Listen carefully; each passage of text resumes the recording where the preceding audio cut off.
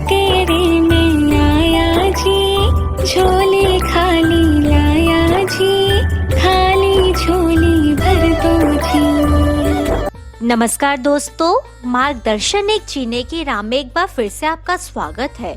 दोस्तों, आज के इस वीडियो में मैं आपको रवि प्रदोष व्रत कथा सुनाऊंगी। तो चलिए आज का वीडियो शुरू करें। एक ग्राम में अति दीन ब्राह्मण निवास करता था।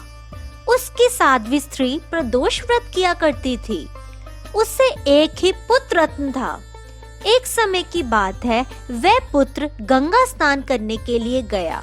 दुर्भाग्यवश मार्ग में चोरों ने उसे घेर लिया और वे कहने लगे कि हम तुम्हें मारेंगे नहीं, तुम अपने पिता के गुप्त धन के बारे में हमें बतला दो। बालक दीन भाव से कहने लगा कि बंधुओं, हम अत्यंत दुखी दीन हैं, हमारे पास धन कहाँ है। तब चोरों ने कहा कि तेरे इस पोटली में क्या बंधा है।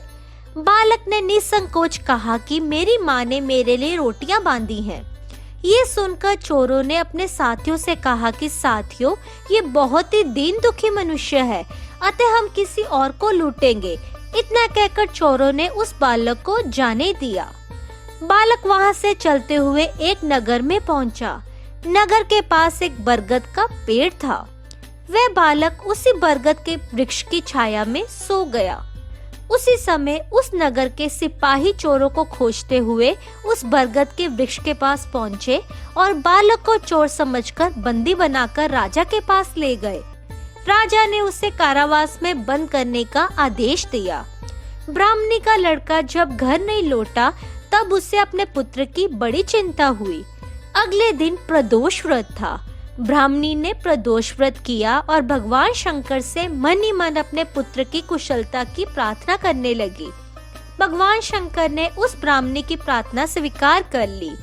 उसी रात भगवान शंकर ने उस राजा को स्वप्न में आदेश दिया कि वह बालक चोर नहीं है, उसे प्रातःकाल छोड़ दे, अन्यथा तुम्हारा सारा राज्य वैभव नष्ट हो जाएगा।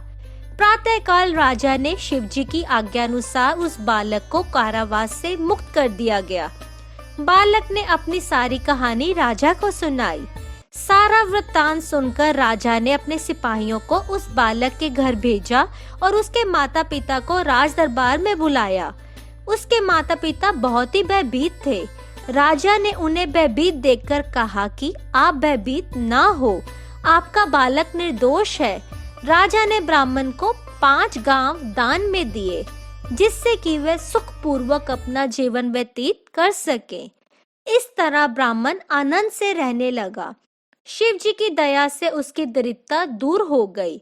अतः जो भी मनुष्य रवि प्रदोष व्रत को करता है, वह सुख पूर्वक और निरोगी होकर अपना पूर्ण जीवन व्यतीत करता है। धन्यवाद।